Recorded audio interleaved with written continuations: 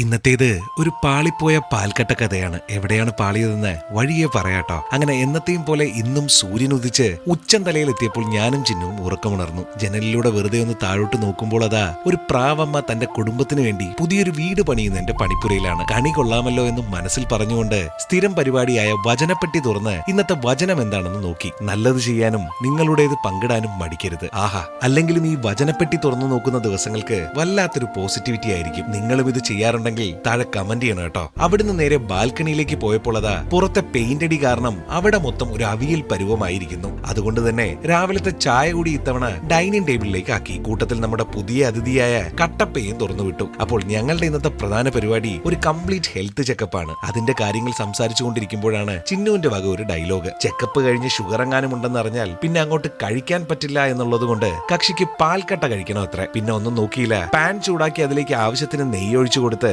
നെയ്യ് ചൂടായപ്പോഴത്തേക്കും മൈദയും കൂടെ പഞ്ചസാരയും ഏലക്കയും ചേർത്ത് പൊടിച്ചതും ഇട്ടുകൊടുത്ത് നല്ലോണം ഇളക്കി ഒരു പാത്രത്തിലേക്ക് ഒഴിച്ച് ഫ്രീസറിലേക്ക് വെച്ചു. പാൽക്കട്ട റെഡിയാകുന്ന സമയം കൊണ്ട് ഞങ്ങൾ കുപ്പായമൊക്കെ മാറ്റി ചെക്കപ്പിനിറങ്ങി. കൂട്ടത്തിൽ ഞങ്ങൾക്ക് സർപ്രൈസ് തരാൻ വന്ന പിങ്കിക്ക് ഒരു സർപ്രൈസ് ആയിക്കോട്ടെ എന്ന് കരുതി അവളെയും കൂടെ കൂട്ടി. പിന്നെ നമ്മൾ പോകുന്നത് നമ്മുടെ ഇൻഷുറൻസ് പോളിസിയുടെ ഭാഗമായിട്ട് വർഷത്തിൽ ഒരു പ്രാവശ്യം ലഭിക്കുന്ന ഫ്രീ ഹെൽത്ത് ചെക്കപ്പിനാണ് കേട്ടോ. കഴിഞ്ഞൊരു കഥയിൽ ഇതിനെപ്പറ്റി പറഞ്ഞപ്പോൾ ഒരുപാട് മെസ്സേജുകളാണ് എനിക്ക് വന്നത്. അതുകൊണ്ട് തന്നെ ഒന്നുകൂടെ പറഞ്ഞുതരാം. വെറും 400 മുതൽ 500 രൂപ വരെ മാസം അടച്ചാൽ 1 കോടി രൂപ വരെ കവറേജ് കിട്ടുന്ന ഹെൽത്ത് ഇൻഷുറൻസ് പ്ലാനുകൾ ഇപ്പോൾ ഉണ്ട്. ഇനിയും സംശയമുണ്ടെങ്കിൽ എന്റെ ബയോയിൽ കൊടുത്തിരിക്കുന്ന ലിങ്കിൽ കയറിയാൽ ഇന്ത്യയിൽ പേരുകേട്ട 51ഓളം കമ്പനികളുടെ ഇൻഷുറൻസ് പ്ലാനുകൾ നിങ്ങൾക്ക് കാണാൻ സാധിക്കും. അത് മാത്രമല്ല 25% വരെ ഡിസ്കൗണ്ടും കിട്ടും. ഇതൊന്നും പോരാഞ്ഞിട്ട് നിങ്ങൾക്ക് തന്നെ പല കമ്പനികളുടെയും പ്ലാനുകൾ പൈസയൊക്കെ നോക്കി ഒറ്റ സ്ക്രീനിൽ കമ്പയർ ചെയ്ത് നോക്കിയെടുക്കാവുന്നതാണ്. BP, ഡയബറ്റീസ്, ആസ്മ, തൈറോയ്ഡ് എന്ന പ്രശ്നങ്ങളുള്ളവർക്ക് ഇൻഷുറൻസ് എടുത്ത് ആദ്യ ദിവസം മുതൽ കവറേജ് കിട്ടുന്ന പ്ലാനുകളും ഉണ്ട്. ക്ലെയിമിന്റെ ആവശ്യം വന്നാൽ